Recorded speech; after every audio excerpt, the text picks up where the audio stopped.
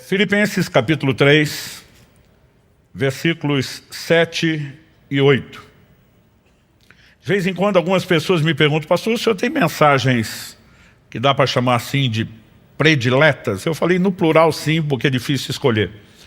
Mas certamente o que eu quero compartilhar com vocês hoje, e a primeira e última vez falei disso foi há 7 anos atrás aqui, é um dos assuntos que mais impactou e marcou a minha vida. Isso me levou depois a compartilhar essa mensagem no formato de um livro, que até hoje é o maior best-seller, é o nosso livro mais divulgado, que é o livro Até Que Nada Mais Importe. Já passamos de 500 mil de exemplares distribuídos, e eu senti muito forte de Deus, de mexer nesse assunto 7 anos depois. Eu quero que você me acompanhe em Filipenses 3, versos 7 e 8, que diz assim: mas o que para mim era lucro, isso considerei perda por causa de Cristo. Na verdade, considero tudo como perda, por causa da sublimidade do conhecimento de Cristo Jesus, meu Senhor. Por causa dele perdi todas as coisas e as considero como lixo para ganhar a Cristo. Pai, nós oramos pedindo a Tua graça, ação poderosa do Teu Espírito Santo. Oramos que a Tua palavra fale e cale em nossos corações, não apenas na mente, não apenas na razão, mas nós oramos, ó Deus, que o Senhor também encontre em nós espaço, vulnerabilidade, para que, somada à obra poderosa do Teu Espírito, a palavra encontre lugar de frutificação na vida de cada um de nós. Desde já te agradecemos por tudo o que o Senhor fará e declaramos nossa total confiança e dependência do Senhor e da liderança do Espírito da Verdade nesse momento. Nós oramos em nome de Jesus. Amém. Bom, eu queria começar com um pano de fundo, falando de como Deus me conduziu esse texto e me fez entender o que eu quero compartilhar. No dia 31 de dezembro de 2007, último dia do ano, a gente acordou em clima de férias lá em casa, já mais tarde, o almoço acabou saindo também mais tarde, e porque não havia compromissos, a não ser nossa preocupação era só o culto da passagem de ano. Eu lembro que não tivemos pressa de levantar da mesa, Kelly e eu depois do almoço ficamos conversando, as crianças eram menores, evidentemente não conseguem ficar na cadeira por muito tempo, mas elas já tinham saído brincar e Kelly e eu estávamos conversando, e eu lembro do momento em que eu empurrei o prato já vazio de lado, olhei para minha esposa e falei para ela: nos próximos 21 dias, eu não vou comer mais nada. A partir desse momento, essa foi minha última refeição. Nas próximas 3 semanas, eu vou apenas tomar água. Quando eu falei isso, minha esposa fez uma cara de preocupado. Eu nunca tinha feito até então mais do que 14 dias de jejum, e mesmo esse não eram tantos assim. E quando eu falei que ia fazer algo que nunca fiz, minha mulher me olha com cara de preocupação, e a primeira pergunta dela é: Deus te pediu? Eu falei: não, vou fazer porque eu quero. E ela ficou ainda mais preocupada quando eu falei que não foi Deus que me orientou. E eu lembro de ter dito para ela: 2008 será na minha vida o ano da busca. Falei para ela: eu quero buscar Deus como eu nunca fiz, eu vou fazer coisas que eu nunca fiz, vou jejuar como eu nunca jejuei, eu vou orar como eu nunca orei, eu vou ler a Bíblia como eu nunca fiz. E de fato, aquele foi um ano onde me dediquei a isso. Eu cheguei a ler naquele ano a Bíblia toda, em um mês, de capa a capa, 2 vezes. Eu realmente comecei a me dedicar em buscar o Senhor como eu nunca tinha feito. E as primeiras 3 semanas do ano foram o jejum, tudo correu muito bem. 3 semanas depois de terminar o jejum, estávamos em meados de fevereiro. Acredito que especificamente tenha sido o dia 19 de fevereiro. Era uma terça-feira à noite, na época não tinha os nomes que passamos a usar, Tadel, depois Alcance Mais, mas era a nossa reunião com líderes. Não chamávamos aquilo de um culto. Normalmente nós tínhamos uma oração, passávamos direto com a palavra ou de alinhamento doutrinário, alinhamento da visão, do coração, e tentávamos terminar a reunião o mais rápido possível, por ser dia de semana e de trabalho. Mas eu lembro que enquanto alguém estava orando e fazendo a abertura da reunião com aquela oração inicial, o irmão olha para mim, já passou a mão no violão, segurando o violão, e ele me faz um sinal com o dedo assim: uma só. Quem diz: me deixa ministrar uma só. Eu fiz uma cara feia para ele, fiz assim: uma só. Como quem diz: nós não estamos aqui para isso, não é um momento de culto, e eu quero ficar focado no que é a nossa reunião. Mas quando ele pegou o violão e começou a dedilhar e cantar uma canção, ainda me lembro a canção, uma canção do Marcos Witt, que diz: te anelo, te necessito, né? Enquanto nós estávamos cantando aquela canção, alguém lá no céu resolveu apertar o botão que ativa o modo glória da reunião. E eu não consigo até hoje te explicar o que foi que aconteceu. Algumas pessoas aqui ainda são, né, daquela época, estamos falando de fevereiro de 2008, os primeiros anos da igreja. E num instante, eu creio que nem se a gente tivesse combinado, ensaiado, coreografado, a gente poderia produzir um resultado tão simultâneo. No mesmo instante, todo mundo naquela sala, na época nos reuníamos no prédio da Água Verde, para quem conheceu, né, as reuniões com os líderes, porque eram menores, aconteciam na sala de cima, lá onde depois virou Ministério Infantil.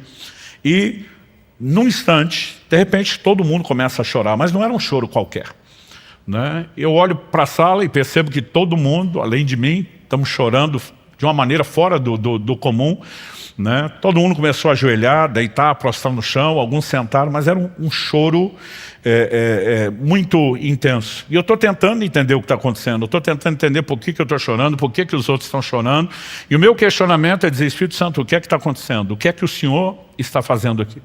De repente o Espírito Santo falou ao meu coração: estou chamando vocês a um lugar de arrependimento profundo. Eu pensei, faz sentido, choro desse jeito, com arrependimento. Mas minha próxima pergunta a Deus é: arrepender do quê? Eu me lembro quando era garoto, e algumas vezes meus pais recebiam algum tipo de visita em casa. Na hora de ir embora, existia um protocolo que era quase sempre que seria repetido. As pessoas, na hora de sair, diziam assim: desculpa qualquer coisa. Eu, na minha cabeça, mesmo que criança, aquilo não fazia o menor sentido. Eu pensava: se tem algo para pedir desculpa, peço por aquilo. Se não tem, não peça, né? Mas esse negócio de desculpa qualquer coisa, para mim era muito vago. E eu lembro que na hora eu lembrei disso, falei: Deus, arrepender do quê? Porque arrependimento tem que ser específico. Não adianta a gente dizer para o Senhor: desculpa qualquer coisa, né? E naquele momento o Espírito Santo falou ao meu coração: vocês precisam se arrepender por não estarem me buscando como deveriam. E essa foi a hora que doeu. Porque eu estava no ano da busca. Eu estava me dedicando a buscar o Senhor como eu nunca tinha feito. Tinha acabado de fazer há poucas semanas o maior jejum da minha vida, né? Muitas vezes, porque eu tinha me determinado a ler a Bíblia tantas vezes aquele ano, eu tinha uma cota de capítulos diária que era o mínimo. Então às vezes eu ia dormir 2, 3 da manhã, porque o dia corrido eu não tinha conseguido ler, né? E dentro de mim bate um sentimento, é lógico que eu não tive coragem de abrir minha boca. Aprendi com meus pais desde criança que tem 2 tipos de gente, pelo menos, que você tem que respeitar. Quem é mais velho que você e tem mais autoridade que você, e Deus é no mínimo os 2. Mas o sentimento veio, eu mordi minha boca, pensei, não falo nada, né? Mas o sentimento de indignação veio, né? A vontade era gritar para Deus: se isso não está bom para você, quando é que vai estar? Né? Porque eu pensava, depois de estar dando o meu melhor em tudo, ainda tem que me arrepender por não estar buscando direito, né? E foi um senso de indignação que eu não consigo explicar, mas por mais que eu tenha tentado, não fale, não peca. O salmista diz: a palavra ainda não me chegou à boca e tu já conheces. Um Deus você não precisa nem falar, você pensou, ele ouviu. Você vai pensar daqui uns 10 anos, ele já ouviu. E apesar de não ter feito a pergunta, quando é que vai estar bom para você, o Senhor me respondeu. Eu nunca mais vou esquecer a resposta. Ela é o tema da minha mensagem, se tornou o título desse livro. A frase que eu ouvi foi: até que nada mais importe. O Senhor me disse: quando você chegar ao ponto onde nada para você é mais importante do que me buscar, você chegou onde deveria chegar. E o Senhor me disse: nesse momento você não está indo para esse lugar. O Senhor me disse: você decidiu que esse seria o ano da busca, e o que você está fazendo na verdade é quebrar todos os seus recordes.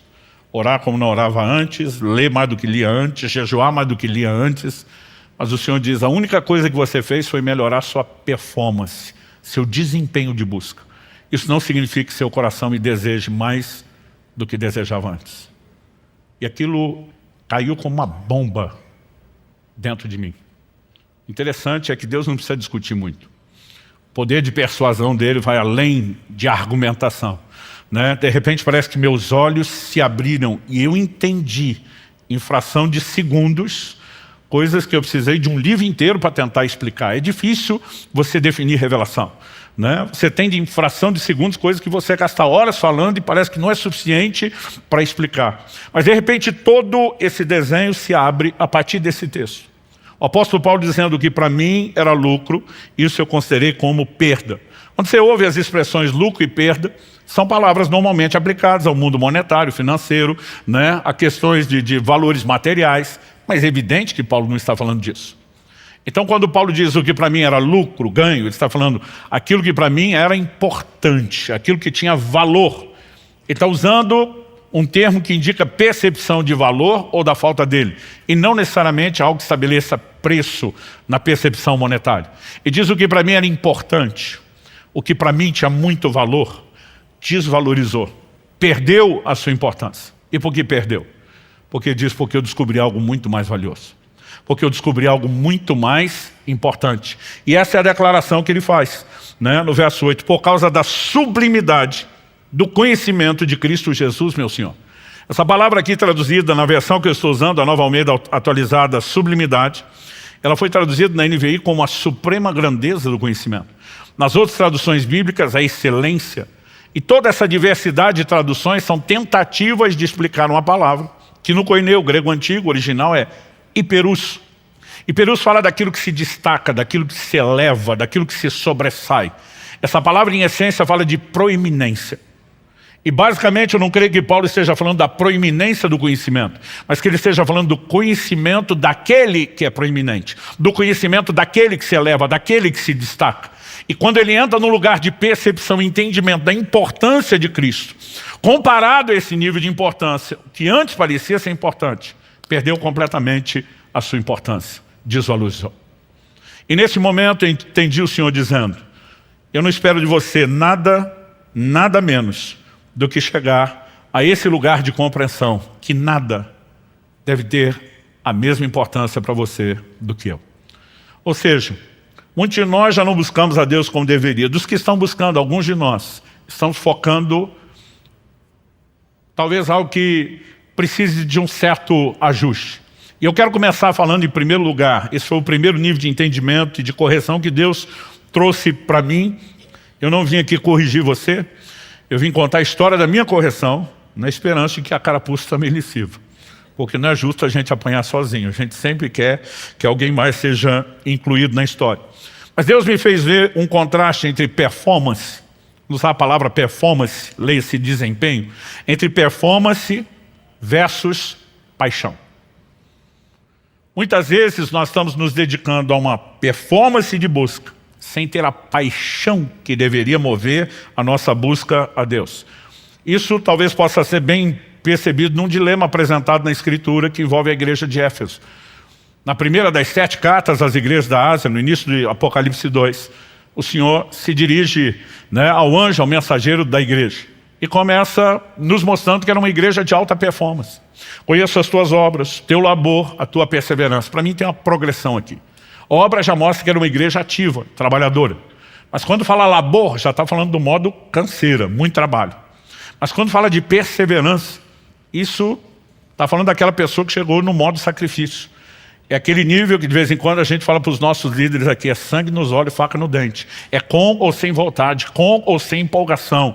E a igreja de Éfeso era uma igreja de alta performance, não importa a perspectiva de análise. Se você lê a história do que acontece em Éfeso, registrado no livro de Atos, se você lê as entrelinhas da própria epístola de Paulo aos Efésios, se você olha para a carta que o Senhor Jesus envia através do apóstolo João no Apocalipse, ou se você olha as descrições da história, a igreja de Éfeso era uma igreja incontestavelmente de alta performance, não só no trabalho. Eles eram o que nós podemos chamar de uma igreja que tinha muita resiliência. O Senhor diz, suportastes provas por causa do meu nome e não desfaleceste. Tinha um controle de qualidade até. O Senhor diz, puseste à prova os que dizem apóstolos e não são, e os achaste mentirosos. Não há ângulo ou perspectiva que você avalie a igreja de Éfeso que não veja nela alta performance. Mas o Senhor diz, tenho porém contra ti, que abandonaste o teu primeiro amor. E aí Deus está dizendo, a performance está lá em cima, estratosférica. Mas a paixão está no chinelo, está lá no chão. E aqui, de repente, um desenho começa a se abrir. E o Senhor não fala disso como se fosse uma crise. Eu lembro de uma ocasião que uma pessoa me aborda e diz, pastor, o senhor poderia orar por mim no final de um culto? Eu falei, claro.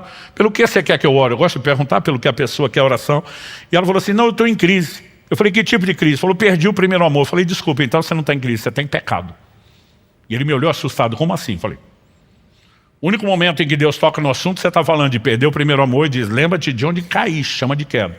Arrepende-te, está chamando arrependimento. Então nós temos uma lógica muito simples. A definição bíblica de pecado Está lá em 1 de João 3,4. É a transgressão, a desobediência da lei. Quando perguntaram a Jesus qual o maior, o principal, o número 1 de todos os mandamentos, o que é que Jesus respondeu? Amarás ao Senhor teu Deus de todo o teu coração, com toda a tua alma, com todo o teu entendimento, com todas as tuas forças.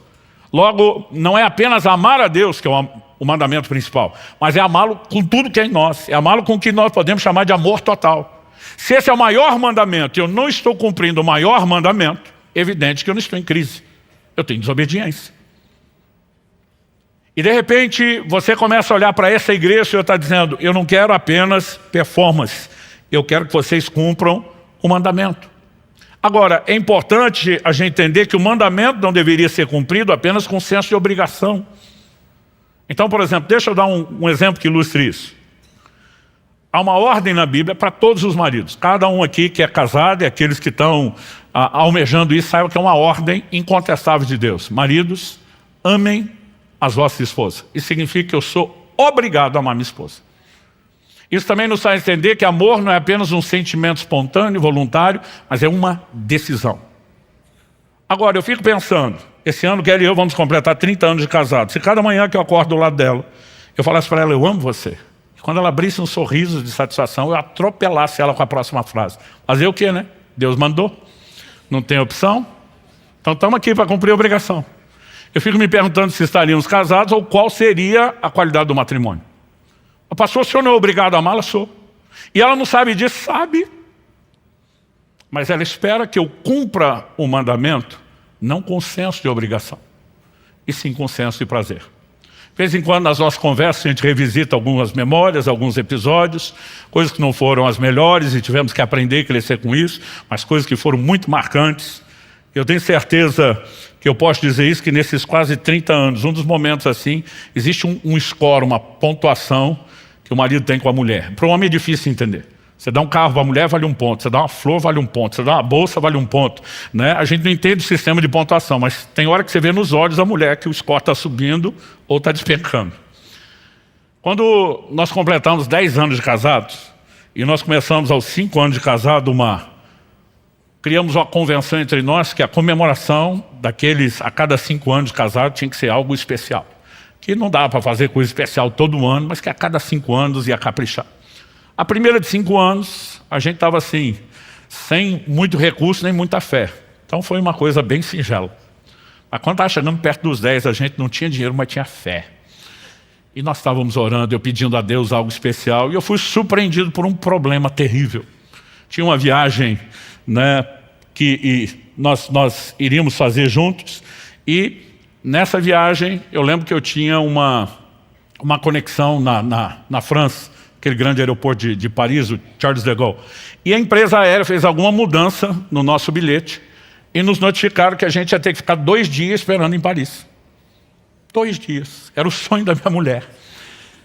E eu lembro que nós aproveitamos, em vez de reclamar e querer brigar por aquilo, vamos aproveitar que nós ganhamos a viagem que não poderíamos fazer, era para ser só uma conexão, e tivemos nosso passeio.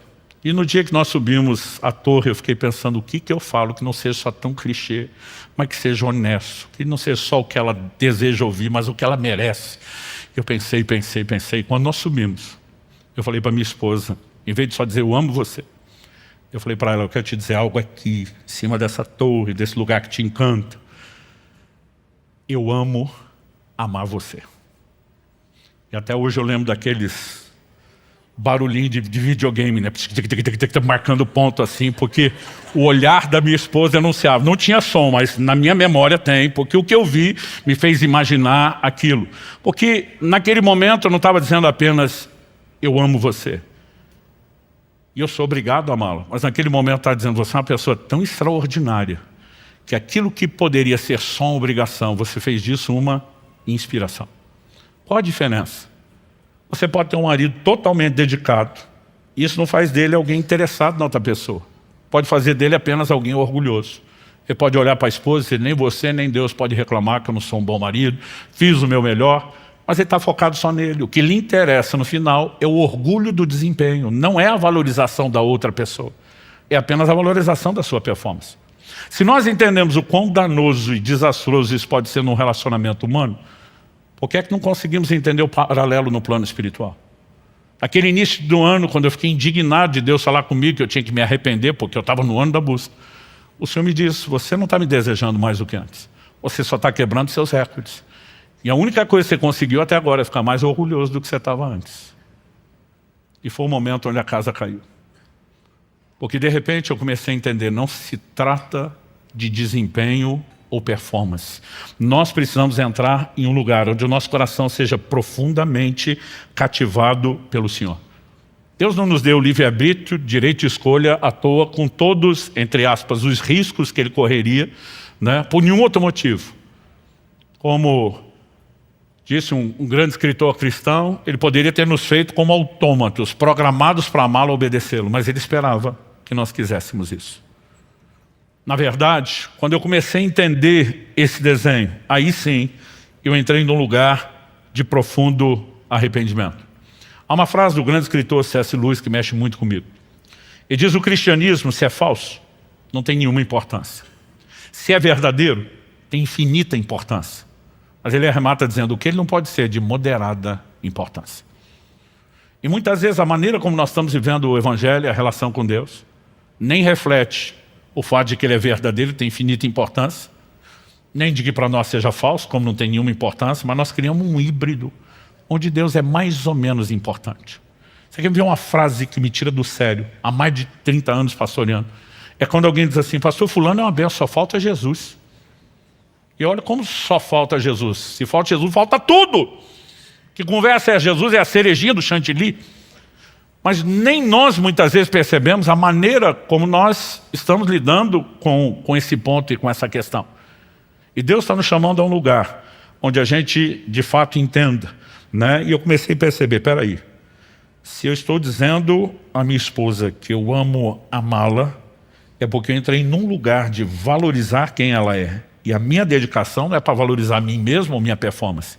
É apenas o reconhecimento de que poderia ser uma obrigação, se tornou fácil. Porque você me inspira a isso. Com Deus não deveria ser diferente. A segunda coisa que Deus chamou a minha atenção e me corrigiu naquele dia, diz respeito à razão da nossa existência. Eu gosto muito de questionar temas básicos, essenciais nas Escrituras, mas honestamente até esse dia, fevereiro de 2008, nunca tinha parado de pensar nisso.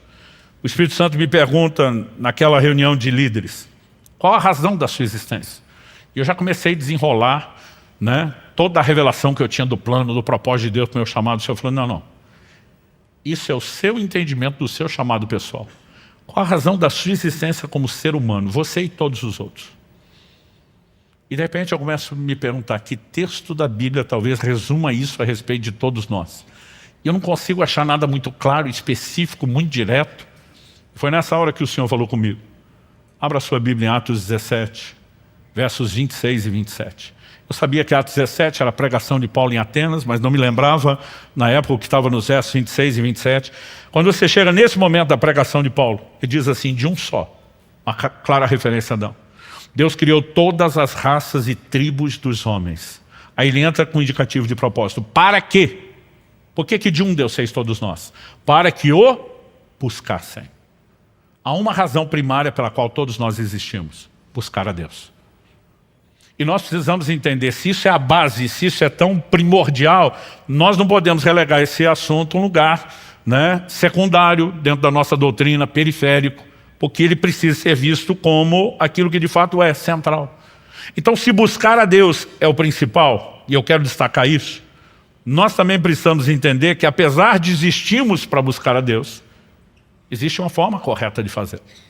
Quando você olha a própria pregação de Paulo, lá em Atos 17, primeiro ele diz que de um só Deus fez todas as raças e tribos dos homens para que o buscassem, mas na sequência, no verso 27, depois de dizer para buscarem a Deus, ele diz, se porventura tateando possam achar, ainda que não esteja longe de cada um de nós. Quem é que busca tateando, apalpando? Quem está limitado ou desprovido de visão. Eu sou de uma época onde faltava muita luz, por falta de estrutura. Hoje em dia isso não acontece, a nova geração não sabe o que nós já passamos. Mas acabava a luz, já tinha lugar certo para você achar no escuro, onde tinha vela e caixa de fósforo, para não ficar no desespero.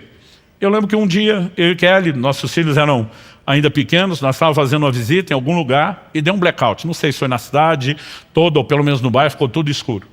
Enquanto os mais velhos de nós estavam nos batendo para achar a vela, a nova geração simplesmente foi puxando o celular do bolso e acendendo as lanternas, e a gente ficou se perguntando, por que é que nós não pensamos nisso?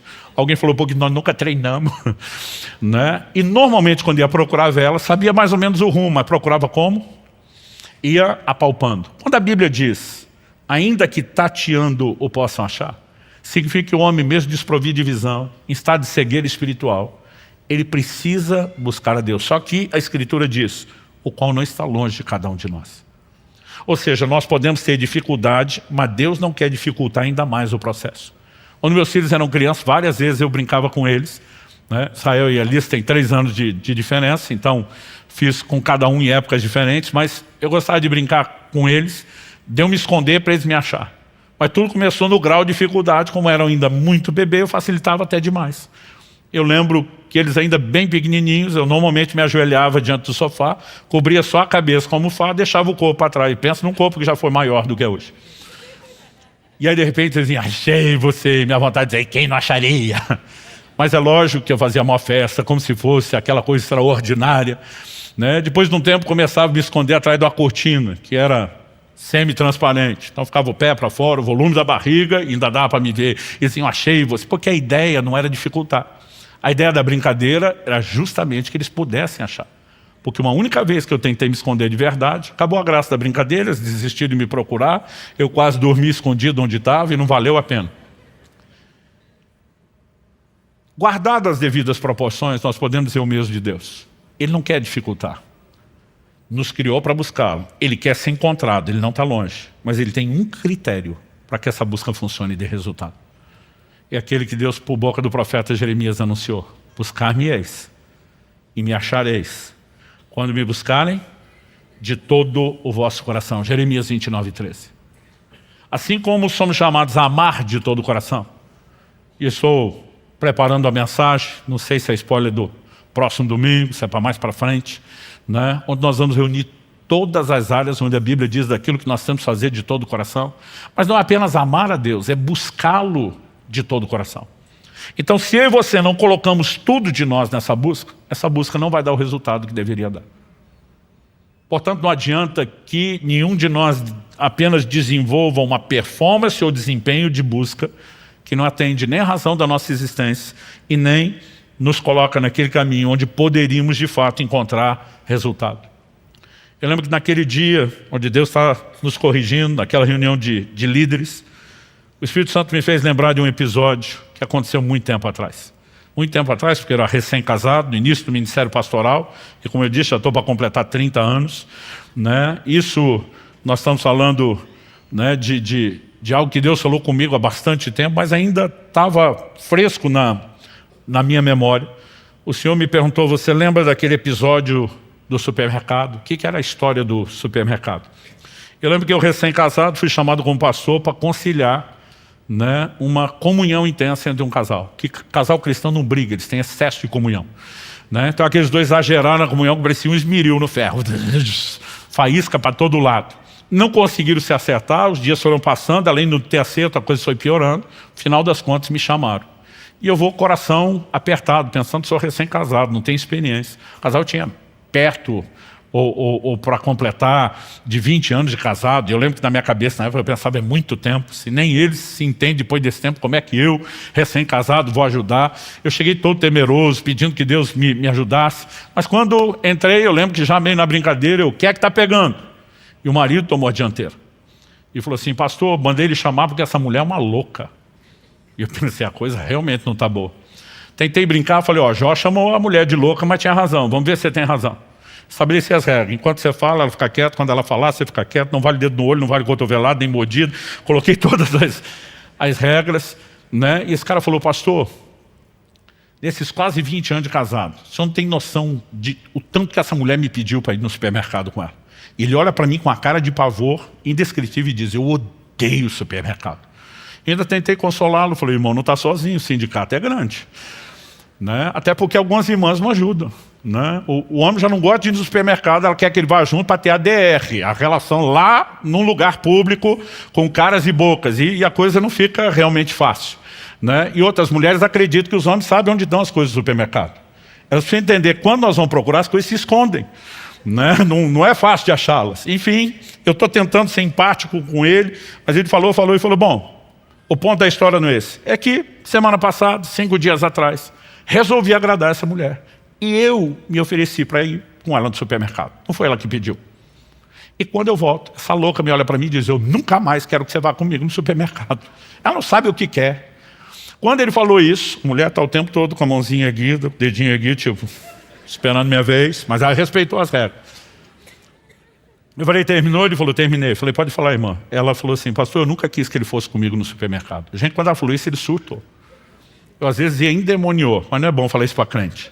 Porque bravo ele já estava, então eu fiquei pensando o que era o próximo nível, para onde foi. Mas ele enlouqueceu. Eu estou falando que ela é louca, eu tenho testemunha. Começou a chamar os filhos para depor no tribunal. Eu falei, calma.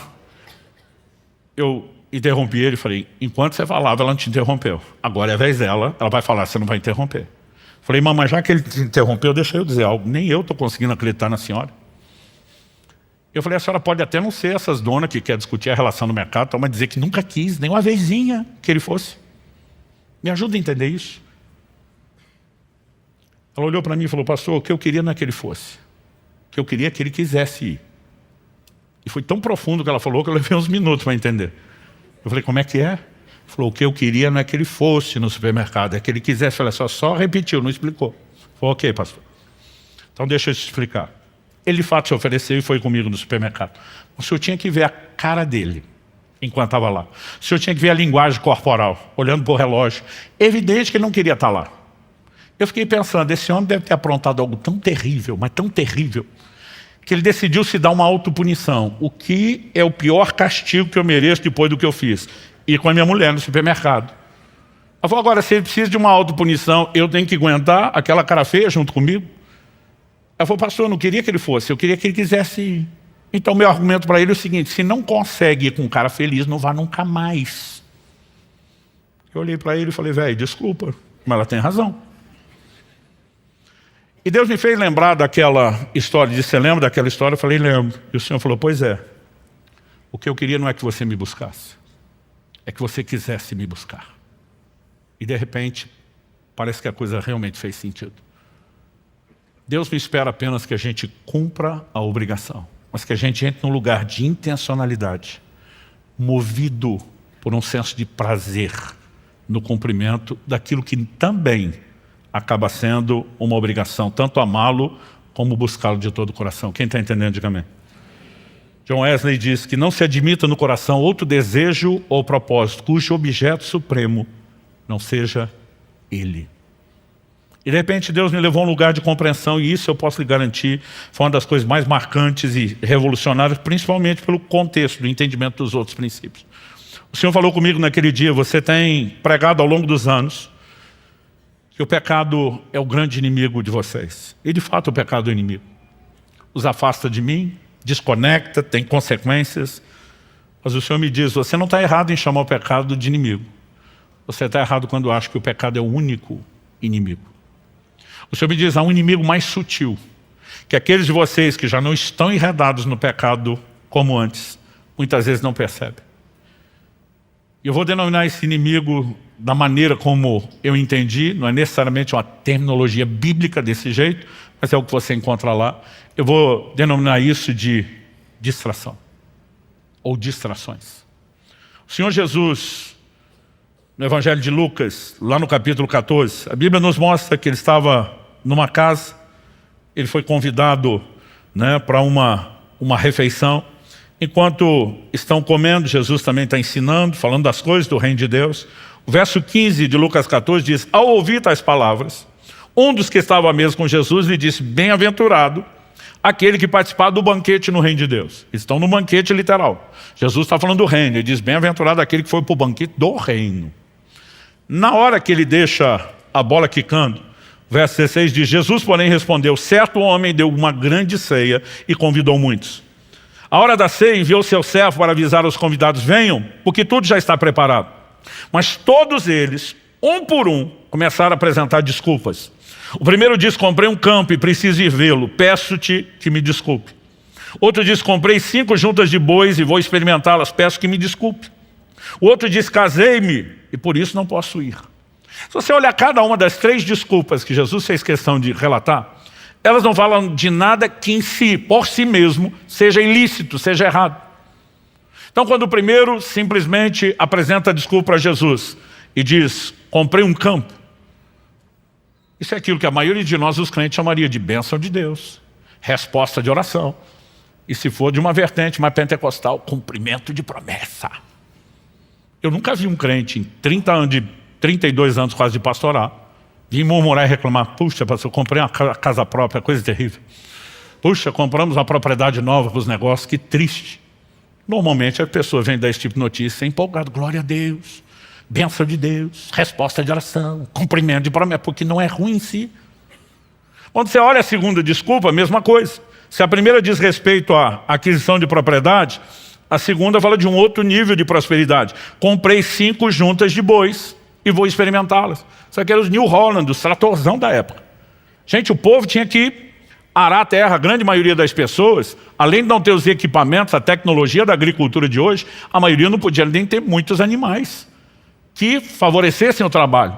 5 juntas de bois, pelo menos 10 bois a mais, força para arar, para ajudar na colheita. Isso significava o quê? Aumento da produtividade. Aumento da produtividade significa dinheiro no bolso, provisão, prosperidade.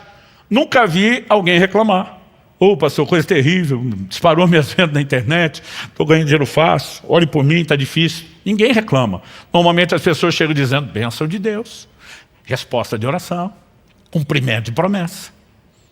E se não dá para falar mal das primeiras duas desculpas, menos ainda a terceira. Porque a ideia é projeto de Deus. Casei-me, portanto não posso ir. O casamento não deveria ser visto, como muitos estão olhando, como algo errado. É ideia, é plano e é bênção de Deus. Errado não é o casamento. Errado é a escolha que alguns fazem de com quem casar. Errado é a escolha que alguns fazem de como viver o matrimônio, mas não o casamento em si. Ou seja, você não pode olhar para nada disso, chamar nem de pecado, nem de errado, nem de lícito. O problema não eram as coisas, era o lugar que elas tomaram. Banquete na Bíblia tem uma ideia no senso geral, que fala de comunhão. É quando as pessoas sentavam não apenas para garantir a nutrição, a alimentação que o corpo precisa, não era refeição rápida. Banquetes eram momentos de festa, de celebração de relacionamentos. Os convidados eram as pessoas próximas, as pessoas que eram valorizadas por aquele que estava fazendo a festa, porque o importante não era meramente comer, era com quem você fazia isso e por quanto tempo fazia isso. Isso nos remete a um entendimento de que Deus não nos criou para buscá-lo apenas por causa daquele senso de obrigação que nós falamos antes, mas porque sempre esperou que nós pudéssemos ter com Ele comunhão. Você olha lá para o Éden, o que acontece com Adão. Quando Adão pecou, qual a pergunta de Deus para ele? Deus não pergunta para Adão: o que é que você fez? A pergunta que Deus faz para Adão quando pecou é: aonde você está? Em outras palavras, Deus não estava dizendo, ao não perguntar o que você fez, Deus não estava dizendo que o problema era o que Adão fez. O que Deus está dizendo é: aonde você está? Eu vejo isso de uma outra forma. Aquilo que você fez te levou para longe de mim. Eu perdi você. Cadê você, cara? E aí nós simplesmente começamos a pregar uma redenção que nos leva ao perdão do pecado, à remoção da culpa e até da condenação eterna que o pecado trouxe. Mas não resgata o que de principal ele veio roubar, que é a comunhão com Deus. O Salmo 25:14 diz: a intimidade do Senhor é para aqueles que o temem, aos quais Ele dará a conhecer a sua aliança. Eu e você temos sido chamados para um lugar de comunhão, para um lugar de banquete em Deus. Você pode dizer amém? Agora, muitas vezes nós temos nos deixado distrair por coisas que elas não são erradas. Elas não são ilícitas em si mesmas. Mas quando coisas lícitas ocupam um lugar de importância que não deveriam, a ponto de concorrer com o lugar de Deus, aquilo que não é errado em si, se tornou errado pelo lugar que ele passou a ocupar nas nossas vidas. Quando Moisés vai a Faraó com uma mensagem: deixa meu povo ir para que me adore, a gente pode aprender algo na tipologia bíblica. Faraó é uma figura de Satanás que escravizava aquele povo que depois Deus vai libertar para que se torne o povo dele. Como foram libertos? No dia da celebração da Páscoa. Paulo escreve aos Coríntios e diz: Cristo é o nosso cordeiro pascal, ou seja, está para nós, como o cordeiro da Páscoa estava para eles. E da mesma maneira como eles tiveram que se apropriar, né, pela fé do sangue do sacrifício do cordeiro da Páscoa, colocar nos umbrais, né, para escaparem daquela escravidão espiritual. A Bíblia diz que Deus também nos arrancou do império das trevas e que pelo sangue de Jesus eu e você fomos resgatados e nos tornamos povo de Deus. Quando eles saem do Egito, Deus faz declarações sobre eles lá no Monte Sinai, em Êxodo 19, 5 e 6. Você vai ver Pedro fazendo a mesma declaração a respeito de mim e de você. Vós sois a nação santa, a geração eleita, o sacerdócio real, o povo de propriedade exclusiva de Deus. Há um paralelo nisso. Então, Faraó, na tipologia bíblica, figura Satanás. Quando Moisés vem com a mensagem: deixa meu povo ir para que me adore, qual a resposta do Faraó? Vocês devem estar muito desocupados para estar falando em adoração. A primeira reação de Faraó: vamos encher o povo de trabalho para que eles não tenham tempo de pensar em adoração. Uma das estratégias mais antigas: vamos encher de distração para que eles não lembrem de por que eles existem e o que é principal para que eles cumpram. É impressionante, gente, numa época onde a nossa vida deveria ser tranquila como nunca. Porque quanto mais a tecnologia, o conhecimento avança, nós temos facilidades que nunca tivemos. Gente, o tempo que o povo levava antigamente só para buscar água, e que hoje a gente tem encanada, a gente faz ideia do quanto tempo ganhou, né? Aquilo que eram viagens longas, difíceis, né? Você olha hoje as facilidades que nós temos. Não estou falando só da época de Jesus, gente. Você volta lá no século XVIII, vamos falar de John Wesley. O cara viajava para pregar o evangelho do mesmo jeito que Jesus e Paulo, a pé, a cavalo, dentro de navio, né? Tudo era lento, era um processo, são desafios. Eu, às vezes, né, já fiz isso muitas vezes, estou no sábado pregando no norte, no nordeste do Brasil e tenho tempo para voltar tranquilo para as nossas reuniões de domingo, por causa, né, da facilidade do transporte. Em tudo o que nós avançamos era para a gente ter tempo sobrando. Mas quanto mais facilidades nós temos, mais coisa a gente arruma para fazer. Aliás, nós somos a geração campeã de entretenimento. Nunca se gastou tanto tempo em entretenimento como nós gastamos. Porque a questão não é o que vai tomar atenção. O importante é que eles não tenham tempo para pensar naquilo que deveriam fazer. Distrações. Pensa em uma estratégia que continua sendo usada, porque eu acredito que o diabo também deve ter a versão dele do ditado: do time que está ganhando não mexe. Está dando resultado, para que mudar a estratégia? E naquele dia Deus me chamou fortemente a atenção para um episódio bem conhecido, mas que eu nunca tinha enxergado essas verdades nesse episódio. Se você puder me acompanhar em Lucas, capítulo 10, a partir do verso 38. A Bíblia diz: quando eles seguiam viagem,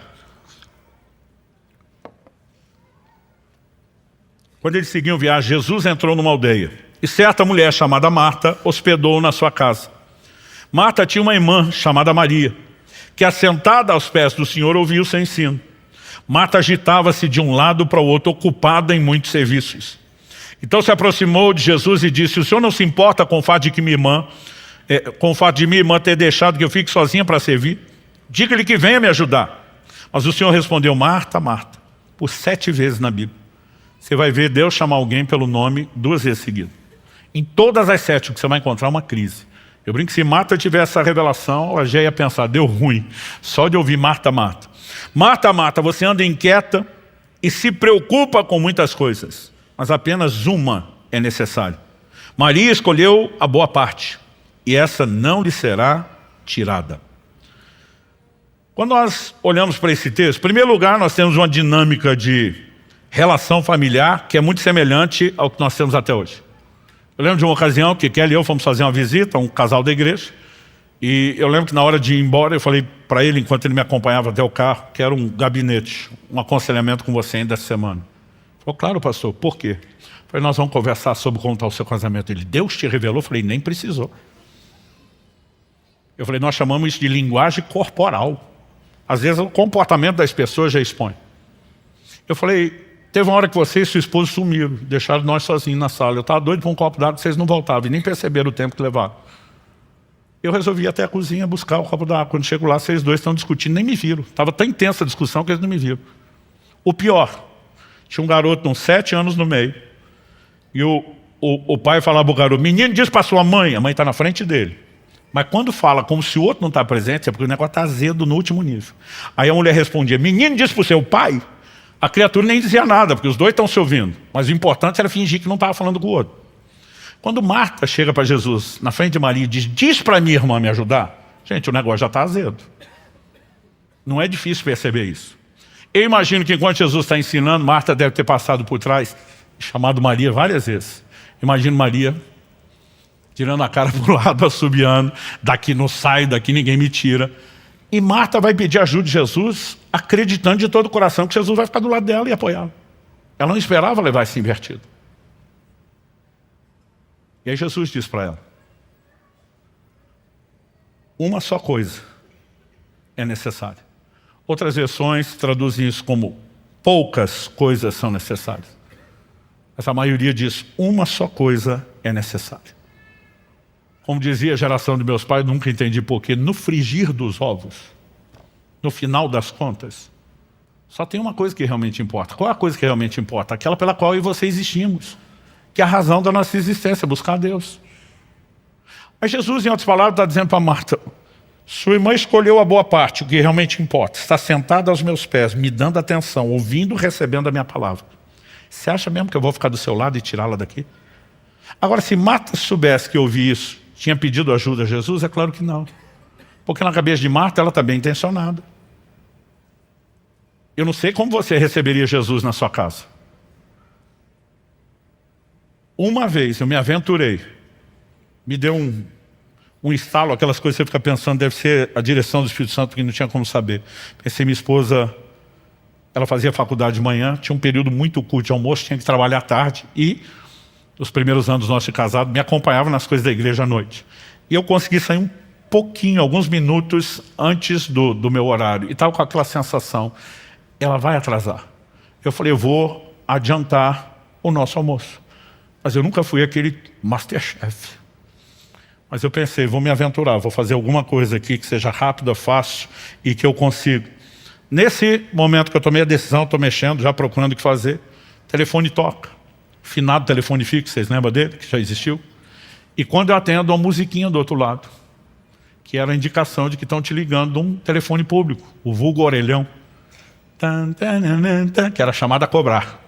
Né? Então eu fico do outro lado, a Kelly se identifica, falou, amor, atrasei na minha saída da faculdade até chegar em casa, não vai dar tempo de fazer o almoço. Será que você pode tirar alguma coisa da geladeira para pelo menos adiantar? Eu falei, meu amor, fique tranquilo, o almoço hoje é por minha conta. E eu falei de um jeito que parecia que era o cara. E ela, uau! E qual é o cardápio? O que temos para hoje? Eu dei uma olhada em cima da mesa, falei para ela, massa com peixe. Ela, uau, não vejo a hora de chegar, e desligou. Não deu tempo de explicar que massa com peixe era um miojo com a lata de sardinha que estava ali. E quando ela desligou, não tinha como ligar de volta, porque não sabia de onde ligou, não tinha celular. Né? Os mais novos não conseguem entender como era a nossa vida sem celular, mas acredite, a gente já viveu sem isso. Mas não tinha mais como comunicar, agora é esperar chegar. Mas eu percebi que a expectativa dela estava lá em cima. E eu pensei, vai dar ruim esse negócio. E eu fiquei pensando, como é que eu faço para amenizar? Aí eu vi que tinha um resto de mussarela, peguei, cobri o macarrão depois de feito e temperado, dei uma derretidinha no queijo no forno, peguei um ketchup, fiz um coração, escrevi Kelly, te amo. Aí eu lembro que ela chegou toda curiosa, ela olhou, Mas depois do ar tinha aquela curiosidade, aí teve uma hora que ela pegou o garfo e levantou o queijo, ela olha para mim e disse, miojo com sardinha? Você vai dizer que miojo não é massa e que sardinha não é peixe? Graças a Deus ela caiu na risada, a diversão valeu o trote. Mas por que eu estou dizendo isso? Se eu fosse receber Jesus hoje, pessoalmente na minha casa, eu não teria coragem de dar esse tipo de massa com peixe. Você fica imaginando, gente, receber Jesus tem que fazer o melhor. Se você pensar, a motivação de Marta não é ruim. E outra, Jesus não vinha sozinho, gente, tinha uma tropa com ele. Vamos falar sério. Agora, nesse momento, Jesus está dizendo, Marta, mesmo o desejo de trabalhar para me agradar, se substituir o seu interesse por mim, não está legal. Naquele dia, naquela correção, o Senhor me disse, muitos de vocês têm sucumbido não só diante do pecado, mas diante de distrações. O Senhor me disse, alguns de vocês prosperaram e já não têm um coração para me buscar como antes. Alguns de vocês prosperaram na carreira e não têm nem coração, nem tempo para me buscar. O Senhor me diz, alguns de vocês prosperaram no ministério, inclusive você. e já não me buscam hoje como buscavam antes. E de repente o chão sumiu debaixo do pé, porque de repente eu entendi, como nunca havia entendido, que de fato nós estávamos falhando com o Senhor. E Deus me fez lembrar, você lembra da história do videogame do seu filho? Falei, lembro, essa estava fresquinha, era coisa de 2 anos. Eu lembro de um dia que eu cheguei em casa com um videogame de presente para o meu filho. E quando eu entrei em casa, eu nunca tinha visto ele fazer tanta festa com presente como com esse. Ele corria, ele pulava, ele gritava, ele jogava no chão, simulava que estava tendo convulsão de felicidade. Aí ele voltava, segurava minhas bochechas e dizia, você é o cara, é o melhor pai do mundo. Aí saía para pular, correr, ter convulsão de novo, voltava a segurar minha bochecha. Foi uma sessão assim, nunca vou esquecer. E eu fiquei me achando o cara, eu sou o melhor pai do mundo. Mas gente, não precisei de 2 dias para arrepender de ter dado aquele presente. Porque eu perdi meu filho. Perdi meu filho por videogame. Eu gastei antes da pandemia uma média de 17 anos, ficando 3 dias fora de casa, quinta, sexta, sábado. A maior parte desses 20 anos que moro em Curitiba, eu sempre tentei morar perto do aeroporto. Não só pelas idas e vindas, mas assim, quando eles eram pequenos, né, e a Kelly avisava, papai chegou, já era aquela ansiedade. Então, às vezes eu ligava para ela, dizia, aterrissou. Era o tempo dela sair de casa, me pegar no aeroporto. E quando ela chegava com o carro, já estava saindo na porta, chegava logo em casa e as crianças sempre estavam me esperando. Era o momento de papai voltou para casa, festa. Então a gente se abraçava, brincava, era o nosso momento de comemoração. Depois do bendito videogame, para não falar o que eu penso dele, cada vez que eu passava por aquela porta, estava só a Alice. O Israel mais velho já não estava lá. Eu brincava bastante com ela, depois que ela cansava, filho, cadê você? Já vai, pai, só vou passar de fase. Gente, eu peguei um ódio nessa frase, passar de fase. Você não tem noção. Um dia eu estava num evento de pastor, e um falou para mim, pastor, o senhor pode orar por mim? Eu falei, sim, pelo quê? Ele falou, não, eu sinto que medicinalmente está na hora de passar de fase. Eu falei, se quer que eu ore, arruma outra fase. Ele não entendeu nada. Eu falei, não oro, se não mudar isso, não oro. Eu lembro de um dia que cheguei em casa, minha vontade era pegar aquele videogame e jogar pela janela do quarto de cima lá do sobrado. O senhor me disse, você lembra disso? Eu falei, lembro. O senhor me disse, vocês fazem a mesma coisa comigo o tempo todo. Quantas coisas vocês desejaram, oraram, pediram, e quando eu dei, vocês sabem que nem seu filho. Convulsão de alegria, corre, pula, agradece. Você é o melhor pai do mundo. O Senhor diz, mas eu tenho perdido vocês para essas bênçãos. E de repente Deus me deu a capacidade de entender emocionalmente, não só intelectualmente, aquilo que nós fazemos com Deus. Aquele dia eu entrei num lugar profundo, não só de arrependimento, mas de entendimento, de retomada da rota. Perguntaram uma vez a Stanley Jones, missionário metodista por quase 50 anos na Índia. A Índia até hoje é um lugar com muita perseguição ao Evangelho.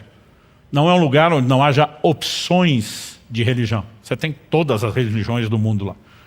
Mas conversão, por exemplo, é proibido. E esse é o nosso negócio, nós vivemos de conversão. Então, os cristãos acabam sendo muito perseguidos. E uma vez perguntaram a ele qual era o maior inimigo do cristianismo, esperando que ele falasse que era a perseguição. E a resposta de Stanley Jones foi, o maior inimigo do cristianismo não é o anticristianismo, é o subcristianismo. Ele diz, nesse ambiente que vivemos de perseguição, aqui o crente tem que ser crente de verdade. O problema está com vocês, não tem liberdade. E esse cristianismo é medíocre, sem vergonha. Subcristianismo, definiu ele, é o nosso maior inimigo. Quando a Bíblia fala de Marta, que ela estava ocupada com muitas coisas, a palavra que foi traduzida como ocupada, no original grego é peripal, ela significa separar, afastar, distrair. Entrar no estado de estresse mental significa tanto estar distraído, como estar super ocupado ou bastante atarefado, o que normalmente é o que gera a distração.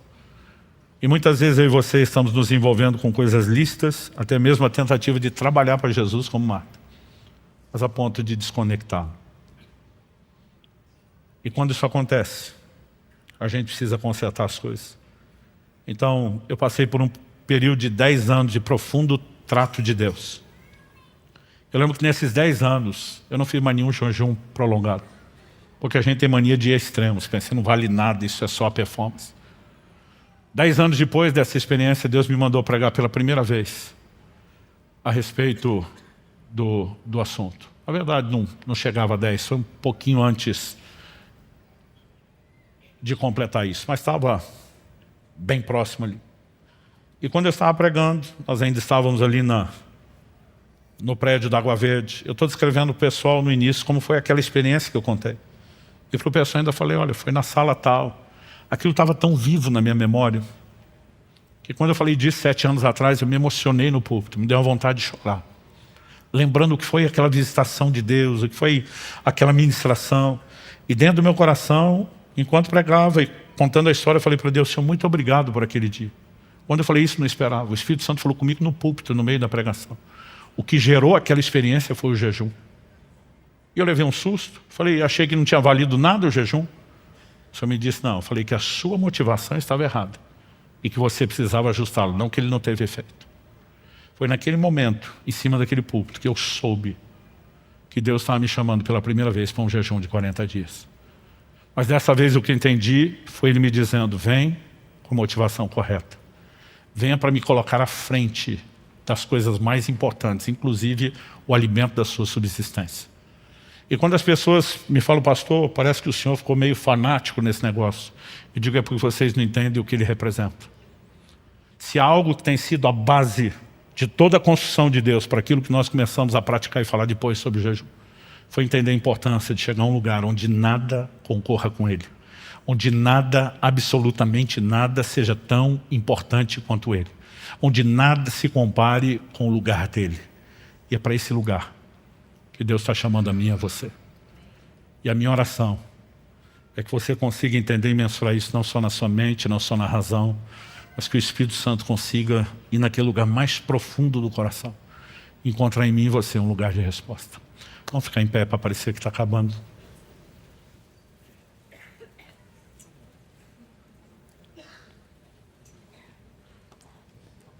Pai, eu oro por cada um dos meus irmãos e irmãs nesse lugar. Te agradecemos a Tua palavra, agradecemos a bondade, o amor e misericórdia do Senhor por trás dela, que tem o propósito não de nos condenar ou culpar naquilo que temos falhado, mas de nos resgatar. Pai, não queremos viver uma vida de religiosidade, onde não haja a busca que deveria, onde essa busca, talvez se presente, esteja sendo distorcida por uma valorização do desempenho, não da paixão pelo Senhor. Oramos pela capacidade de entender a razão da nossa existência, que é não te buscar apenas por cumprimento de obrigação, mas para alcançar o propósito, comunhão, viver intimidade e relacionamento com o Senhor. E oramos pela capacidade de discernir o quão danosas podem ser as distrações, ainda que essas coisas não sejam ilícitas por si mesmas. Ajuda-nos a enxergar aquilo que não temos visto.